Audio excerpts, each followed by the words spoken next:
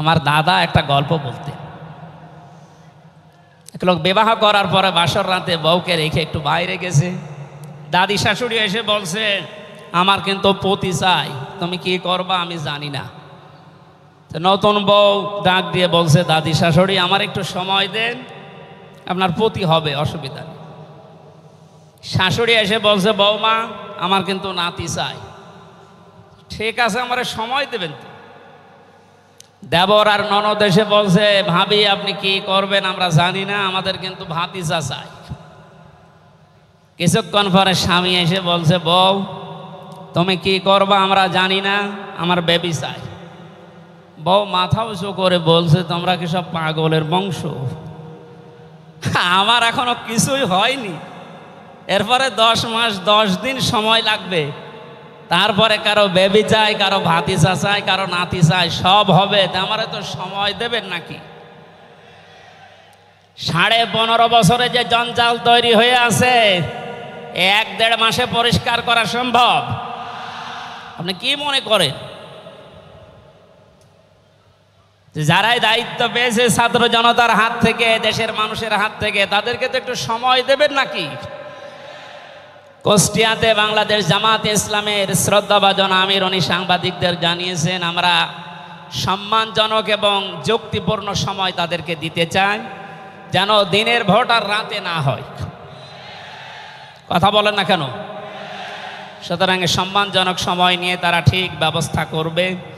যারা খুব তাড়াতাড়ি করছেন, 10 মাস 10 দিন সময় দেবেন না, এমনিতেই বেবি উনি কি ফ্লাক্সি লোড করে নিয়ে আসবে বাড়ি থেকে। সুতরাং আমরা চাচ্ছি, সংস্কার যখন আরম্ভ হয়েছে দেশে, 1628টা চেয়ার আছে এই দেশের, মেন চেয়ার, এই চেয়ার না, যিনি পালিয়েছে তার চেয়ার থেকে শুরু করে এদেশের ওসি সাহেবের চেয়ার পর্যন্ত আপনি গণনা করবেন, 1628টা চেয়ার হয়। আমরা চাই খুব তাড়াতাড়ি যারা দায়িত্বে আছেন এই 1628টা চেয়ার যেন খুব তাড়াতাড়ি পরিবর্তন করা হয়, কারণ এগুলো সব ওই জালেমদের দোষ।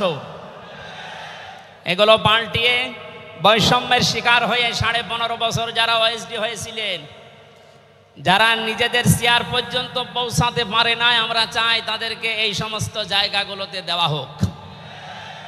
জালেমদেরকে আল্লাহ হেদায়েত দেয় না, তার বাস্তব প্রমাণ কালকের একটা কল রেকর্ড। একজনের জন্মদিন নাকি গোপালগঞ্জে পালন করতে দেয়নি এক ওসি সাহেব, এই জন্য বাইরের দেশ থেকে তাকে হুমকি দিচ্ছে যে তার নাম লিস্ট করে রাখো, আমি যদি কোনোদিন আসি তার খবর কর। আমি কথাটা শোনার পরে মিলালাম, আল্লাহু লা ইয়াহদিল কওমাজ জালিমিন। আল্লাহ যে ইহদি দিয়েছেন মোজারে, বর্তমান ভবিষ্যৎ, প্রেজেন্ট ফিউচার, আল্লাহ তাআলা জানিয়েছেন যে আমি জালেমদেরকে হেদায়েত দিচ্ছি না, দেবও না।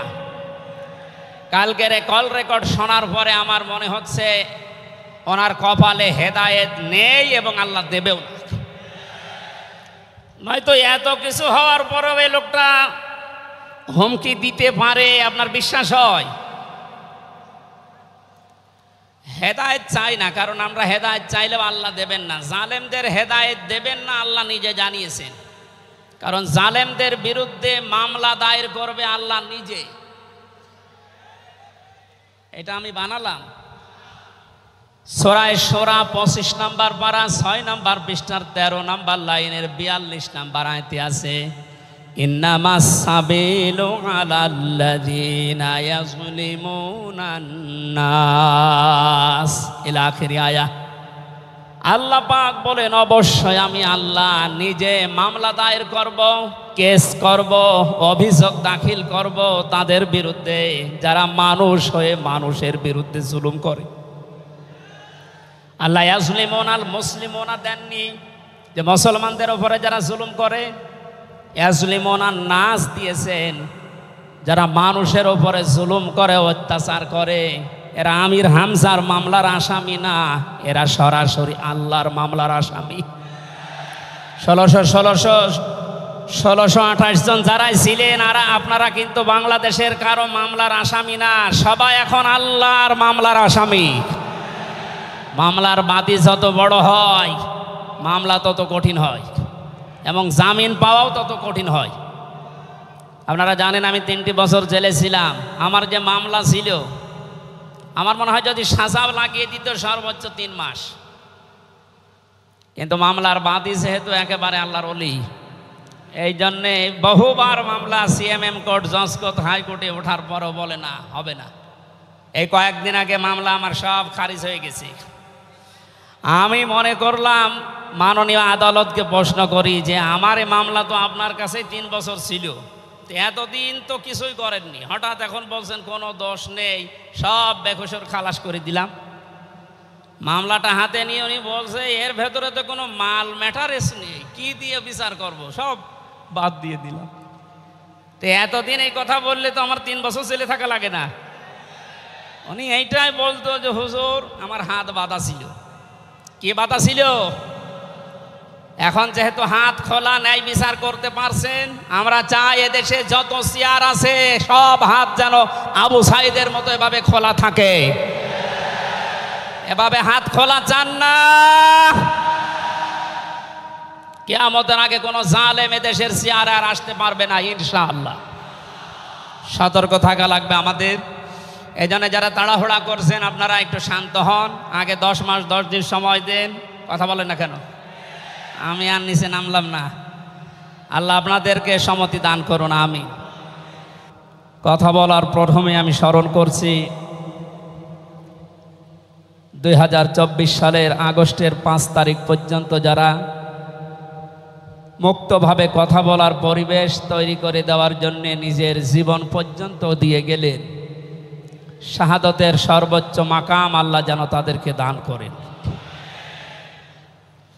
আমরা কিছু ভিডিও দেখতে পাচ্ছি, অনেকে বলছে তারা শহীদ হয়নি, তারা নিজেদের বুককে গলির সামনে, অস্ত্রের সামনে পেতে আত্মহত্যা করেছে। তারা কাদের কাছ থেকে কি পেয়ে কি খেয়ে কথা বলছেন আমি জানি না। কোরআনে কারিমে আল্লাহ তাআলা 1500 বছর আগে জানিয়েছেন। শহীদ এই শব্দটা আমাদের এই বাংলাদেশ, ভারত, পাকিস্তানে যেভাবে ব্যবহার হয়, এটা এত সস্তা বিষয় না, অনেক দামি বিষয়। শহীদদের ব্যাপারে কথা যেন মানুষ উল্টাপাল্টা না বলে, এই জন্য মানুষের মুখের উপরে আল্লাহ নোটিশ জারি করে দিয়েছে। আল্লাহ পাক বলেন ওয়ালা তাকুলু লিমান ইউকতালু ফি সাবিলিল্লাহি আমওয়াত বাল আহইয়াউন ইনদা বাল আহইয়াউ ওয়ালাকিন লা তাশউরুন। সূরা বাকারার 154 নম্বর আয়াতে আমি যতগুলো তাফসীর পড়েছি, সব মুফাসসির আয়াতের ব্যাপারে একই বক্তব্য দিয়েছেন। আল্লাহ পাক তামাম দুনিয়ার সব মানুষের মুখের উপরে নোটিশ দিয়েছেন, ওয়ালা তাকুলু, কেউ এ কথা বলবা না যে মানুষগুলো আমি আল্লাহর জন্য জীবন দিয়েছে, এরা মারা গেছে, কথা কখনো বলবা না। কারণ তারা জীবিত এবং তারা, তোমরা এই বিষয়টা বোঝো না, উপলব্ধি করতে পারো না। মুখের পরে মানুষ যেহেতু অন্তর দিয়ে ধারণা করতে পারে, এই জন্য আল্লাহ হৃদয়ের উপরে, অন্তরের উপরেও নোটিশ দিয়েছেন, ওয়ালা তাহসাবান্নাল্লাযীনা কুতিলু ফী সাবিলিল্লাহি আমওয়াতা বাল আহইয়াউন ইনদা রাব্বিহিম ইরযাকুন। সূরা আলে ইমরানের 169 নম্বর আয়াতে আল্লাহ জানিয়েছেন, মুখ দিয়ে তো বলাই যাবে না যে শহীদরা মারা গেছে, এমনকি অন্তরে ধারণাও আনবে না যে শহীদরা মারা গেছে, বরং তারা জীবিত এবং আমি আল্লাহর কাছে তারা রিজিক প্রাপ্ত হচ্ছে। বলেন আল্লাহু আকবার। এই আয়াতটা যে 100% বাস্তব। আমি কিছুদিন আগে গিয়েছিলাম গাইবান্ধা, বাংলাদেশ ইসলামী ছাত্র শিবিরের সদস্য ছিলেন ভাইটা। আগস্টের 5 তারিখের আগে তিনি জীবন দিয়েছেন জালিমের বুলেটের সামনে। শহীদ সাব্বির হোসাইন 1 মাস পরে তার কবর ভেঙে গিয়েছিল এই বৃষ্টির পানিতে। তাজা রক্ত কবর থেকে বের হতে দেখা গিয়েছে। একটা মানুষ যদি খাবার না খাবে তাহলে রক্ত পেল কোথায়? এজন্য এগুলো যারা ছড়াচ্ছেন আমরা আশা করব এই বিষয়গুলো আর সামনে নিয়ে আসবেন না। আমরা কোরআনে কারিমের আয়াতের উপরে 100% বিশ্বাস করি এবং কথা বলি, জালেমের জুলুমের সামনে যারা নিজের জীবন পর্যন্ত দিয়ে গেলেন আগস্টের 5 তারিখের আগ পর্যন্ত, প্রত্যেকেই শহীদ যাদের ঈমান আছে, এবং আল্লাহ তাদেরকে যেন শাহাদতের সর্বোচ্চ মাকাম দান করেন। বলেন আমিন। কোথায় ছিলাম আমরা আর কোথায় আছি এখনো বাস্তবতা টের পান না। কিছুদিন আগে বাংলাদেশ জামাত ইসলামের কেন্দ্রীয় আমিরে জামাত ডাক্তার শফিকুর রহমান কুষ্টিয়াতে গিয়েছিলেন। প্রায় 5000 মানুষকে নিয়ে তিনি একটা অনুষ্ঠান করলেন, যারা 16 জন শহীদ হয়েছিল কুষ্টিয়ায়। বাংলাদেশ জামাত ইসলামের পক্ষ থেকে 2 লক্ষ করে টাকা তাদের পরিবারের হাতে তিনি তুলে দিলেন। প্রায় 2.5-3 ঘন্টায় অনুষ্ঠানগুলো আমরা দেখলাম। বলেন তো, আগস্টের 5 তারিখের আগে 5000 না, এরকম মানুষ যদি 5 জন এক জায়গায় হইতো 14টা মামলা হয়ে যেত। কোথায় ছিলাম আমরা আর কোথায় এখন পৌঁছিয়েছি। এরপরও যদি এটাকে কেউ নিয়ামত মনে না করে, গতকালকের একটা জরিপ আমি পেয়েছি, বাংলাদেশে 100 জনের 14 জন এখনো পর্যন্ত, আপা আপনি ঘাবড়াবেন না, আমরা নরম হয়ে যাই, এ দলে আছে। 100 জনের কতজন? 100 জনের 28 জন এখনো পর্যন্ত থালা নেওয়ার জন্য খুব তাড়াতাড়ি করছে। আমি নাম নাই নিলাম। আনন্দের বিষয়, 100 জনের 58 জন মানুষ এখন চাচ্ছে এদেশে আল্লাহর বিধান দিয়ে জমিনটা চলুক। আগস্টের 5 তারিখ খুব বেশি দিন যায়নি। এই কয়েকদিনের ব্যবধানে যদি এই অবস্থা সৃষ্টি হয়, এই জন্য আমার মনে হচ্ছে এদেশের অনেক মুনাফিকেরা বুঝে ফেলেছে বিষয়টা, এজন্য খুব তাড়াতাড়ি করছে যে থালা আমাদের হাতে দিন। দরুদ আর সালাম পড়ছি আমাদের নবী মুহাম্মদুর রাসূলুল্লাহ সাল্লাল্লাহু আলাইহি ওয়াসাল্লামের প্রতি। আজকে সেই বিকাল 3টা থেকে শুরু করে রাত 9টা পর্যন্ত এদেশের পতিতযশা আলেমদের মুখে, ইসলামিক চিন্তাবিদদের মুখে এবং জাতীয় নেতৃবৃন্দের মুখে আপনারা নবীর সিরাত সম্পর্কে বিভিন্ন কথা শুনতেছেন। আমি লাইভ দেখছিলাম। আমার আজকের আলোচনার বিষয়, রাসূল সাল্লাল্লাহু আলাইহি ওয়াসাল্লাম কেন একমাত্র আদর্শ। এই পয়েন্টের উপরে কোরআন শরীফ থেকে, হাদিস থেকে আমি 18টা পয়েন্ট বের করেছি। খুব সংক্ষেপে এর উপরে আপনাদের সামনে কথা উপস্থাপন করার চেষ্টা চালাবো ইনশাআল্লাহ। ওমা তাওফীকি ইল্লা বিল্লাহ। জবান খুলে কোরআনের এই সোনালী আয়াতটা একটু পড়েন। আউযু বিল্লাহি মিনাশ শাইতানির রাজিম। বিসমিল্লাহির রহমানির রহিম।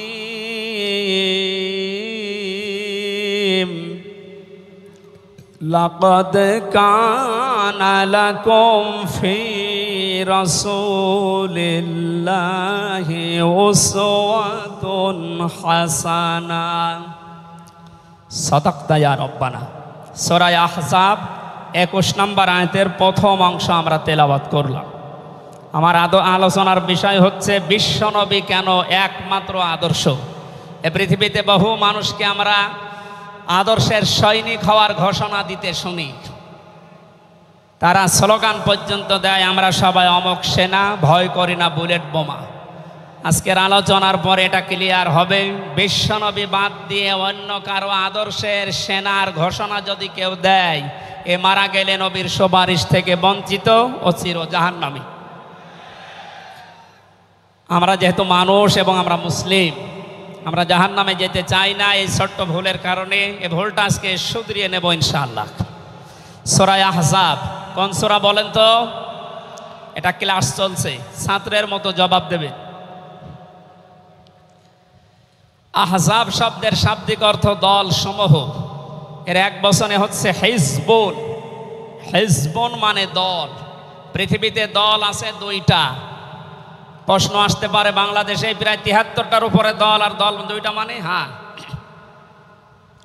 দল একটা হচ্ছে আল্লাহর দল, একটা হচ্ছে শয়তানের দল।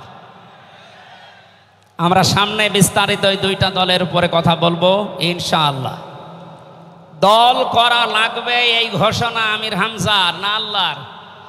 এ শব্দটা শুনলে অনেকে মানধাত আমলের দিকে নিয়ে যায়।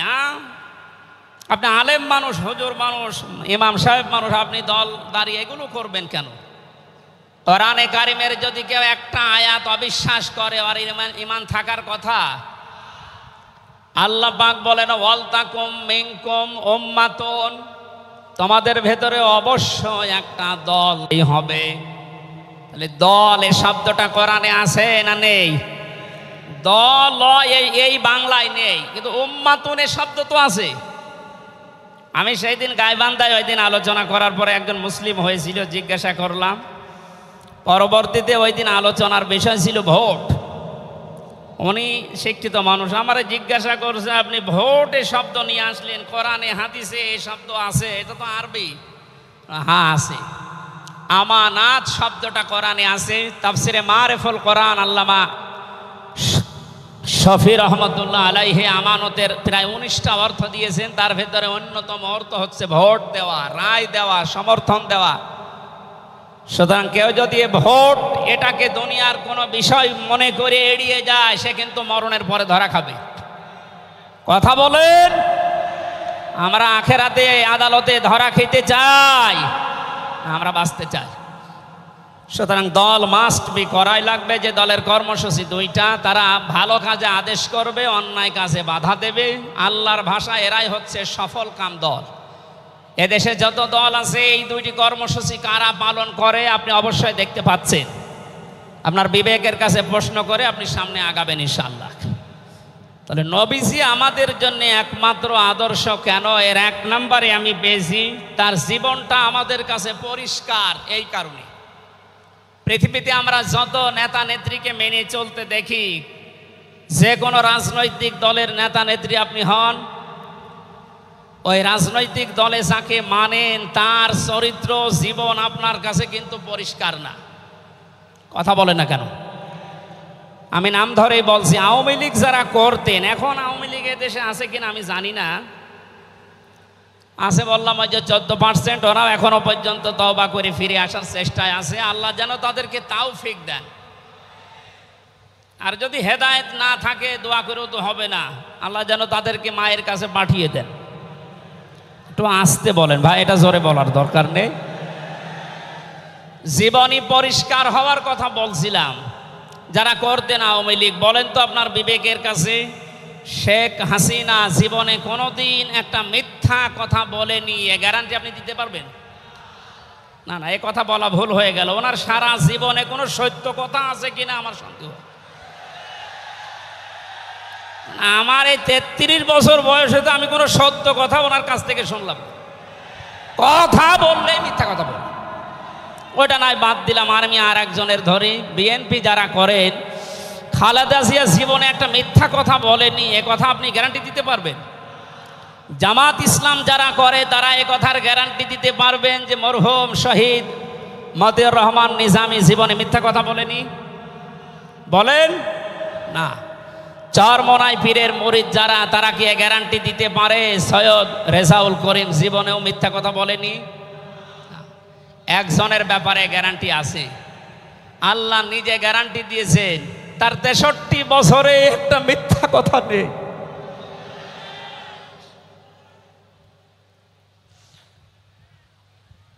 এই জন্য বিশ্বনবী আমাদের একমাত্র আদর্শ হওয়ার কারণ এই যে জীবনে 63 বছরে একটাও মিথ্যা কথা বলেননি। জোরে বলেন আল্লাহু আকবার। এটা যে কত বড় বিষয় আপনি চিন্তা করলে আপনি চিন্তার রেখা শেষ করতে পারবেন না। আমাদের দিনের ভেতরে 24 ঘন্টায় কত মিথ্যা আসে, আর তার পুরা 63 বছরের জীবনে একটা মিথ্যা কথা তিনি বলেননি। 2 নম্বরে পেয়েছি আমি, তিনি উন্নত চরিত্রের অধিকারী ছিলেন। এমন চরিত্র আল্লাহ তাকে দিয়েছিলেন। আমি তিনজন নবীর নাম পেয়েছি, আল্লাহর নামের সাথে তাদের নাম আল্লাহ মিলিয়ে দিয়েছেন। হযরত ইসমাঈল আলাইহিস সালামকে আল্লাহ ডাক দিয়েছিলেন গোলামিন হালিম, আমার সহনশীল বান্দা। হযরত ইসহাক নবীকে আল্লাহ বলেছিলেন গোলামিন আলিম, আমার জ্ঞানী বান্দা। আর মুহাম্মদ রাসূলুল্লাহকে আল্লাহ ডাক দিয়েছেন ওয়া ইন্নাকা লাআলা খুলুকিন আযীম। জোরে বলেন আল্লাহু আকবার। বৃষ্টি হচ্ছে না বাইরে?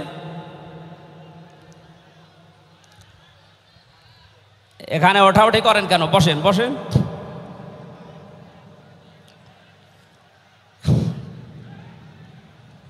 এই কোরআনের আলোচনার ভেতরে কথা বললে কিন্তু গুনাহ হবে ভাই, কথা বলা যাবে না। কষ্ট হলেও ওইভাবে থাকেন, কথা বলবেন না। 3 নম্বরে পেয়েছি আমি সূরা ইউনূসের 58 নম্বর আয়াতে আল্লাহ তাআলা জানিয়েছেন বিশ্ব নবী তোমাদের জন্য একমাত্র আদর্শ হওয়ার কারণ তিনি শ্রেষ্ঠ সম্পদ। قل بفضل الله وبرحمته فبذلك فليفرحوا هو خير مما يجمعون। নবী আপনি বলুন, তামাম দুনিয়ার মানুষেরা যা গেইন করে, যা অ্যাচিভ করে, যা অর্জন করে, যা কিছু পেয়ে আনন্দে আছে, আমি আল্লাহর কাছে এই পৃথিবীর শ্রেষ্ঠ সম্পদ হচ্ছে আপনি। জোরে বলেন আল্লাহু আকবার। সুতরাং আপনার আদর্শ পেয়েছে যারা, সে মানুষগুলো যেন আনন্দে থাকে, তারা যেন খুশি হয়। এই জন্য আগস্টের 5 তারিখের আগ পর্যন্ত এদেশের 100 জনের মাত্র 15 জন মানুষ বিশ্ব নবীকে একমাত্র আদর্শ মানতেন। তারা খুশি ছিলেন, রাজি ছিলেন। মাত্র 1 মাস কয়েক দিনের ব্যবধানে এই যে 100 জনের এখন 58 জন মানুষ বিশ্ব নবী ছাড়া আর কাউকে বুঝতে চাচ্ছে না। সময়টা যেতে দেনে দেশের 100 জনের 100 জন মানুষ চাইবে বিশ্ব নবী ছাড়া কারো আদর্শ মানি না।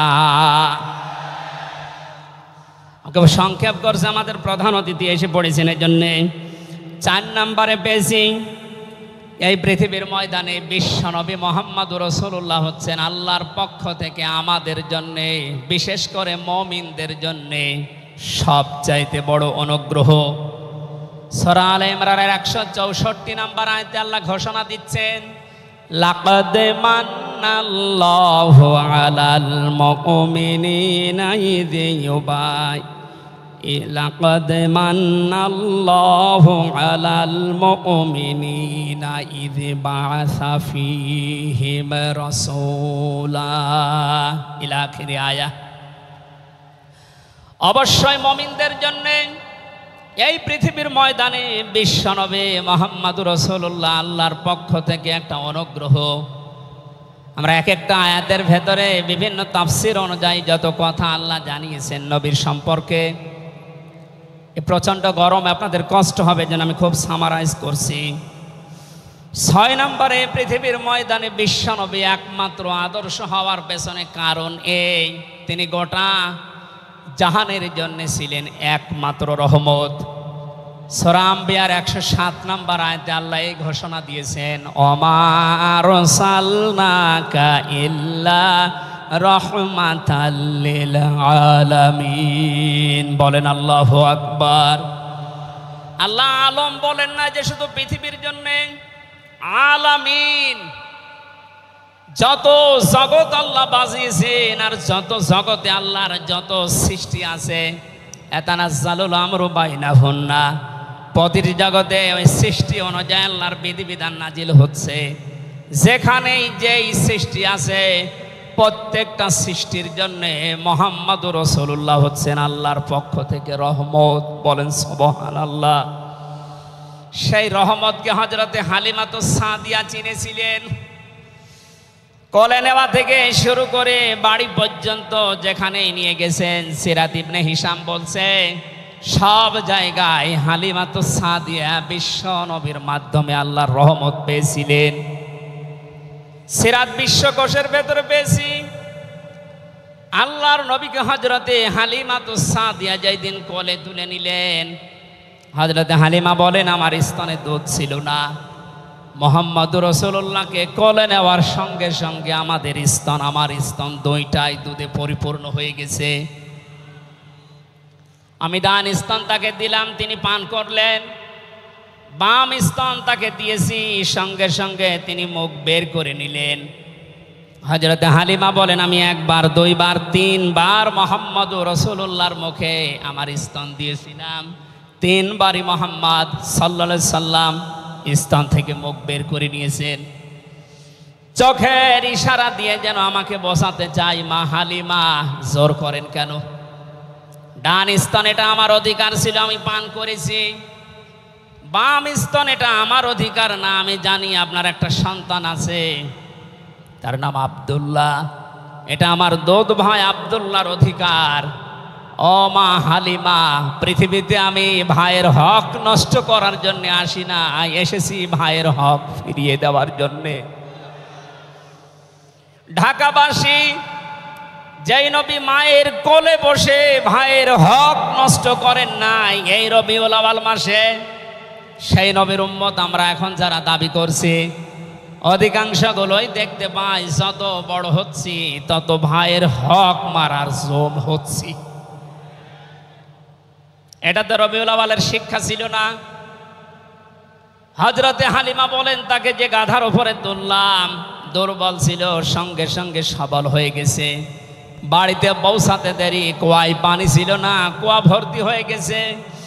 খেজুর গাছে খেজুর ছিল না, বিশ্বনবী মুহাম্মদুর রাসূলুল্লাহ যেহেতু রহমত, আমার খেজুর গাছে খেজুর পরিপূর্ণ হয়ে গেছে।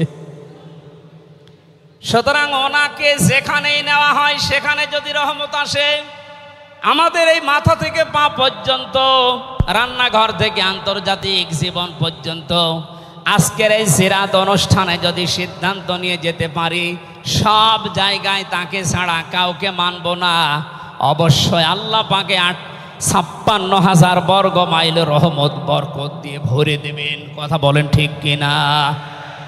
আল্লাহ যেন এটা দেন আমাদের মাধ্যমে, বলেন আমিন। 6 নাম্বারটা 7 নাম্বারটা খুব গুরুত্বপূর্ণ, এইটার ব্যাখ্যা করার জন্য আমি 8-10 মিনিট সময় নিলাম, একটু খেয়াল করবেন। বিশ্বনবী আমাদের একমাত্র আদর্শ, এই কারণে 7 নাম্বার পয়েন্টে আমি কোরআন থেকে নিয়েছি। গণা মাপের গ্যারান্টি শুধু তার আদর্শ অনুসরণের মাধ্যমে। পৃথিবীতে বহু মানুষ আছে, বহু বিশ্ব নেতার দাবি অনেকে করছে, অনেকে বিশ্ব মানবতার দাবি করছে, অথচ বিশ্ব নেতা হওয়ার জন্য যে 7টা কোয়ালিটি লাগে আমরা অধিকাংশ মানুষের ভেতরে পাই না, আন্দাজে শুধু ঢোল বাজায়। এ পৃথিবীতে বিশ্ব নেতার দাবি করতে পারেন নবীরা, রাসূলরা, কথা বলেন ঠিক কিনা? এই পৃথিবীতে বিশ্ব নেতৃত্ব দেওয়ার দাবি করতে পারে নবী রাসূলরা, এ কথার সাথে একমত আছেন? আমরা একজন নবীর নাম বলছি, হযরত ঈসা রুহুল্লাহ। তিনি জন্মের পরে তার জাতির লোকেরা তাকে অবৈধ, হারামজাদা, এরকম উল্টা পাল্টা নাম দিয়ে ডাকতো। হযরতে মরিয়ম আলাইহিস সালামের কাছে যখন জিজ্ঞাসা করেছে জাতির লোকেরা বিয়ে হয়নি, সন্তান পেলে কোথায়, খুব খেয়াল করে শুনবেন। হযরতে মরিয়ম ইশারা দিয়েছিলেন দোলনার দিকে, ফাশারাত ইলাইহি ক্বালু কাইফা নুকাল্লিমু মান কানা ফিল মাহদি সাবিয়্যা। তিনি ইশারা দিয়ে বললেন এই যে দোলনায় যে ছেলেটা আছে ওকে জিজ্ঞাসা করো ওর জন্মের পরিচয় বলতে পারবে। ওরা বলছে ছোট্ট বাচ্চা কথা বলবে কি করে? সঙ্গে সঙ্গে দোলনা থেকে হযরতে ঈসা তার এই জাতির লোকের এই কথার উত্তর দিয়েছেন, জবাব দিয়েছেন, ক্বালা ইন্নী আবদুল্লাহ আতানিয়াল কিতাবা ওয়া জাআলানি নাবিয়্যা ওয়া জাআলানি মুবারাকান আইনামা কুনতু ওয়া আওসানি বিস সালাতি ওয়াজ যাকাতি মা দুমতু হাইয়্যা।